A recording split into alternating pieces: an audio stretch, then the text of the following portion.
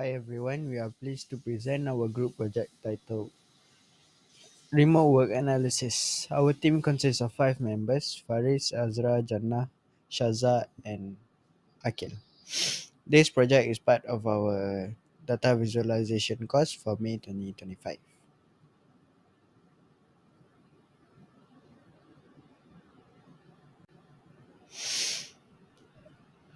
This project explores how different work arrangement, remote, hybrid, and on-site impact everyone employee well-being, mental health, and productivity.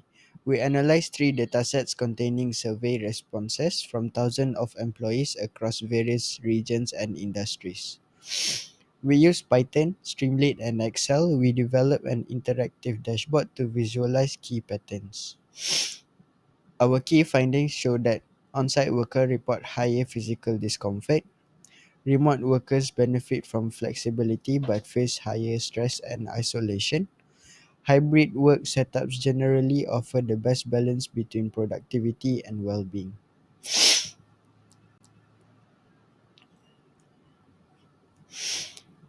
As remote and hybrid work become more common after the pandemic, there have been growing concerns about how these setups affect employees' health. Some workers face burnout, stress, or lack of social support, while others thrive. So, our goal was to identify the relationship between work types and employee well being using survey data. To present our findings clearly, we use several visualization techniques such as bar charts, scatter plot, heat maps, and histogram, all integrated into a Streamlit dashboard.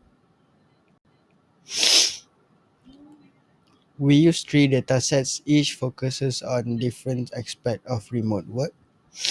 The first data set has over 3,100 responses and focuses on health impacts like burnout, work life balance, and physical pain. The second dataset covers productivity and working hours with 1,000 responses. The third dataset focuses on mental health, including stress level and sleep quality, with 5,000 responses. Each dataset helps us explore a unique dimension of the remote work experience. We work with a mix of categorical and numerical features. Categorical features include variables like work arrangement, burnout level, and stress level.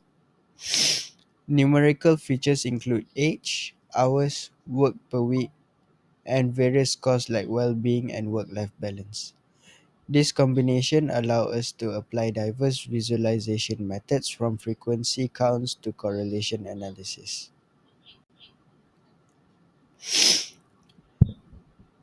For the data preparation phase, we performed several key steps to ensure the datasets were clean, structured, and ready for analysis. First, we checked all three datasets for missing values. There were no critical null entries in essential fields like work arrangement, burnout level, or mental health status. However, we retain non-critical missing values like in physical health issues to preserve data authenticity. Next, we standardize data types. Numerical columns like age and working hours were converted to integer or float types. Categorical variables like gender and industry were converted into category types for more efficient analysis. We also removed duplicates, corrected inconsistent spelling, and retained multi-valued fields for frequency analysis. One of the new features we created was working hours category, where we group hours into four bins: low, moderate, long, and extreme. We also group burnout levels into simplified categories. Lastly, we filter out unrealistic outliers such as those working more than 100 hours per week to ensure accuracy in the analysis. Okay, so for our first key finding, it relates to burnout. This chart clearly shows that on-site workers reported higher instances of medium and high burnout compared to remote and hybrid workers. While some remote workers thrive, others report high burnout, likely due to blurred work-life boundaries. This ties into work-life balance. The histogram shows that many of the on-site workers struggle for a work-life balance. It's a clear sign that longer hours doesn't necessarily lead to higher satisfaction. Next, let's look into physical health. The data shows that on-site workers reported the most physical pain, especially back and eye strain. However, remote work isn't free from issues, with many reporting screen-related strains, maybe due to the long hours in front of a computer.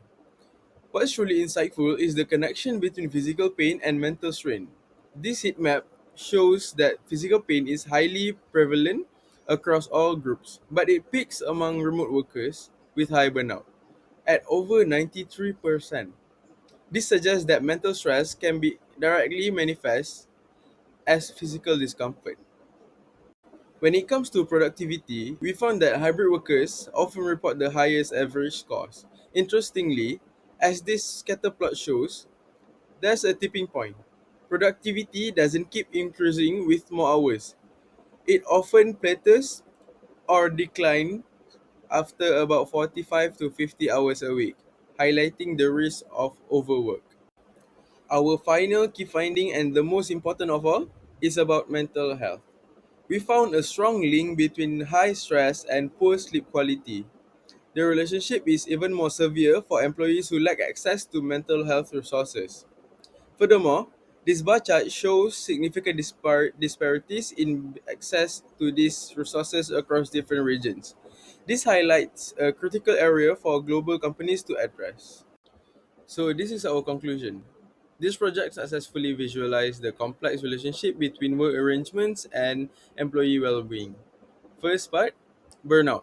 Remote work can lead to polarized burnout experiences, while long hours are a consistent risk factor.